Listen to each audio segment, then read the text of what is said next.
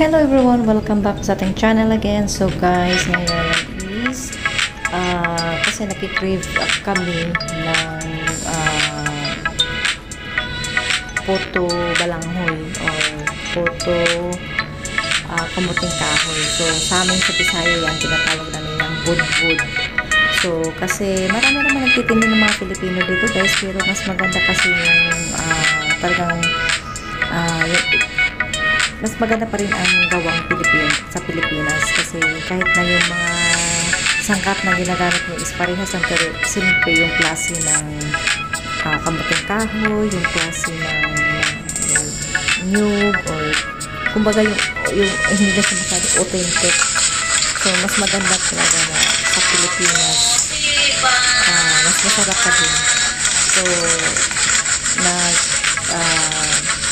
gusto namin kumain, kaya kami na kasama is nagluto kami ng puto balanghoy. So stay tuned lang guys and keep watching. So hindi kami professional na magluto ng mga kakanin, pero at least naging maganda naman yung naging result ng pagluluto namin.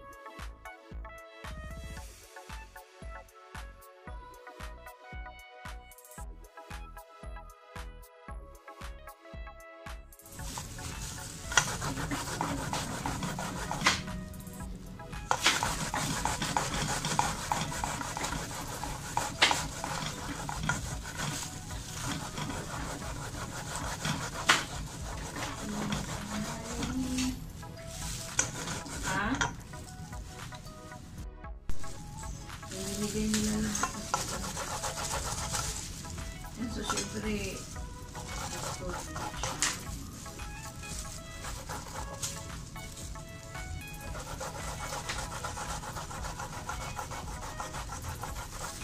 ito, itapo na to. Kasi masakit na yan sa kamay. Tapon niya. Nabutas na yung gloves dahil sobrang matalim ito. Kala ko hindi nakabili. Ha? Kala ko hindi nakabili. Ay, sorry. Tapos ako paglagas nila yung pagkain ko. Kaya hindi na rin ako nagkagal na magkakanin kasi pero dati, pila ng mga binibili natin. Madami. dahil nga si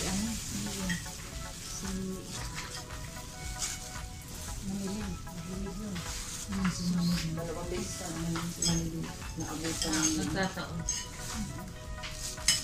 Ano lang siya.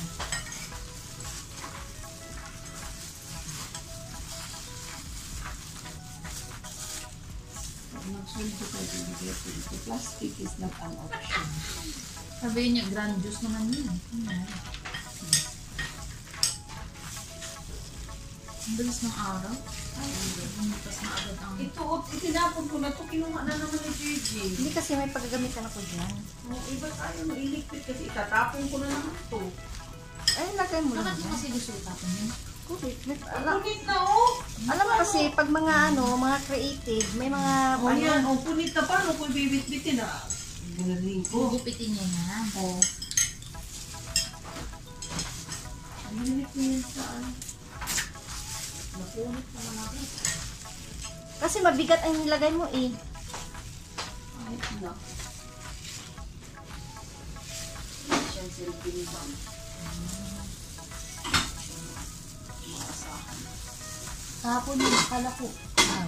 Kahapon ko gagawa niya. Ayan pala. Kahapon sana, wala naman akong ano. Wala naman tayong, Ba't wala na yung ano mo? Hindi mo na pinagamit. Yung sabaw niyan, ang gagawin mo sa sabaw mo? tapon. Gawing gatas. Ano kayo mangyayari mo gawing gatas, te? Ito, gawing scratch lahat. Oh. Ang dami, no?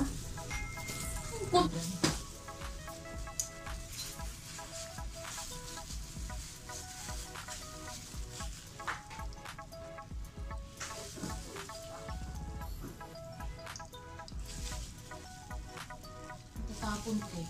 Kasi umaano dun sa plastic. Sa bagay, hindi mo naman kasi. Hindi. Pagkabisaya, bakit ano? Hiyaw. Anong Tagalog sa ihaw? Ano daw ang ano? Tagalog ng ganyan. Ihawin ang ano, para Ihaw? Ano yung isda? Ihawin ang... Ay! Ang Idangdang. idangdang. Idangdang ba ang Tagalog yan? Hindi oh. Saya rin yan. Ang Tagalog sa ano sa ihaw.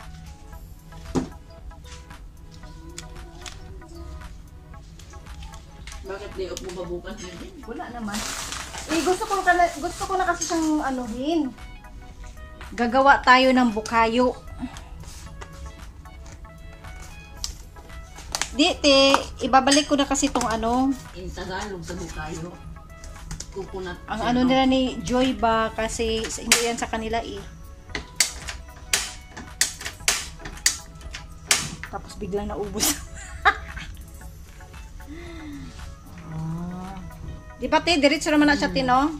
Yan mo asukal. Babe, lagyan mo ng sugar, babe. Ano? Sugar. Brown. Ilang sugar? Ilan ba yan, te? Mga 5. Grabe ka naman. 5 talaga, te. Kasi bukayo yan yun. 3 lang, uy. Ang dami na nga yan, di ba? Anis na. Tamis na yan. Bukayo dapat matamis. Matamis na kasi ang ano, nilagyan na kasi natin yun. Tanong ko pa ako ka lang magtanong. Sorry pala natutunog. Mukha man ni sa tino. Matubig. Oo, kasi ano, may ano eh. May kaurat patas.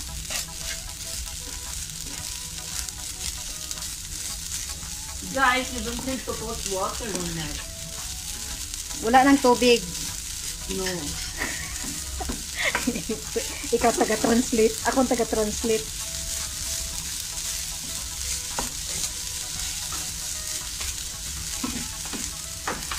Nagbuot-buot ra ko og kuan. Nagsasarili ako kung tama ba itong aking ginagawa. Bahala na ang kakain.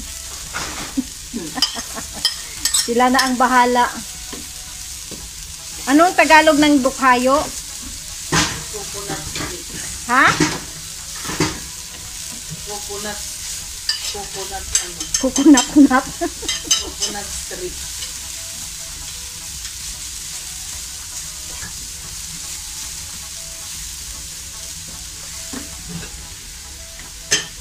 Hirap pala mag ano?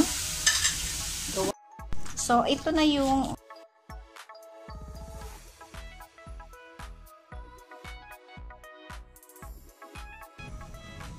coconut milk. Babe, pakiano nga ako ng sugar, babe. Dapat mag-ano ka, mag-action sugar tapos after i-dadab mo lang. Kaya nga, itong gagawin natin, oh. Tala ng sugar? Sugar. Sugar. Ilang kutsarang kutsara? sugar. Sige lang. Sa 1, 2 2, sugar. 3 lang. 3 sugar. 3 only. Ako nga maghawa. Ano, masyado na itong basa. Hala, ang ating dahon hindi pa handa. Hindi. Ay, hindi tama na. Yung ano lang, focus ko, diba? Ano, i-focus mo si Arden. Ako focus mo kasi magre-reel ka. Ito na, kumain Marami kang na. viewer. Kinain na niya, pero ang Kumain kinain niya. na ng manok na hilaw. Pero ang kinain niya, ano, okay na. Okay lang. Nakailan na ka na? 1 minutes and 30 seconds. 30 pa, sige pa. O, sige. Tama na. Busy na kami sa pagbabalot. Ito na yung aming nabalot. Very good. So, parang lumalabas.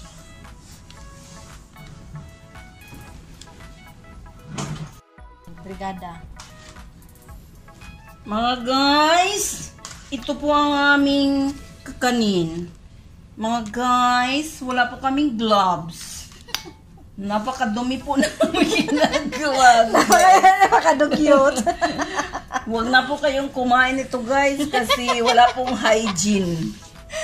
Siguro sabi nung mga nagkakain nito, mag-gloves pa sila. Guys, mag-gloves tayo guys kasi nagkaganyan.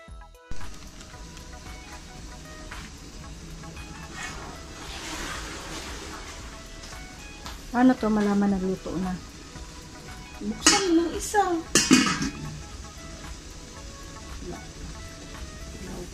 Ilaw pa. Tubig pa po yun. Malapit na siya yan. Konting ano na lang. Sukamalo. Sige guys, tatakpan muna natin. Huwag kayong gamon. Magalit kayo. Maraming ilaw naman yan. Hindi na tayo makaano yan.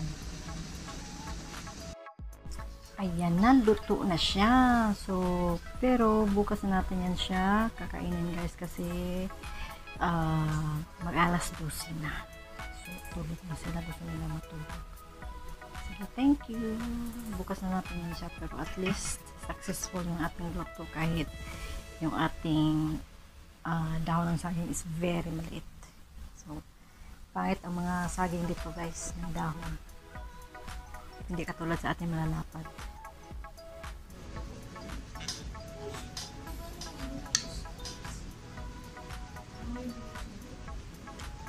Yan, sarap.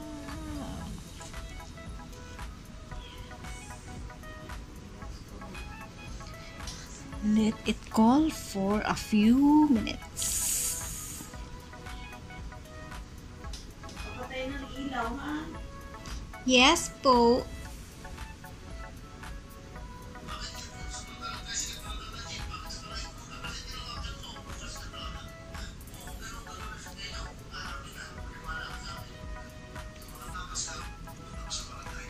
Sarap. Yummy.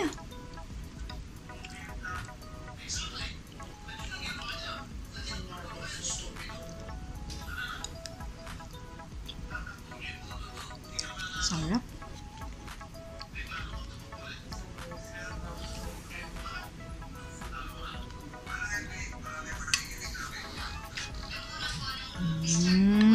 Nice. I love it.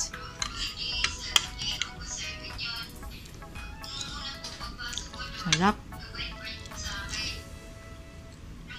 So, ito naman hindi na natin yan siya nagamit kasi hindi na maganda ang kanyang status. So, mahal pa naman yan. This is 50 pesos. So, hindi na siya maganda gamitin. Kaya, kailangan natin siyang itapon. So, wasted yung ating pera. Sige lang, okay lang. At least, maganda naman ang resulta ng ating luto.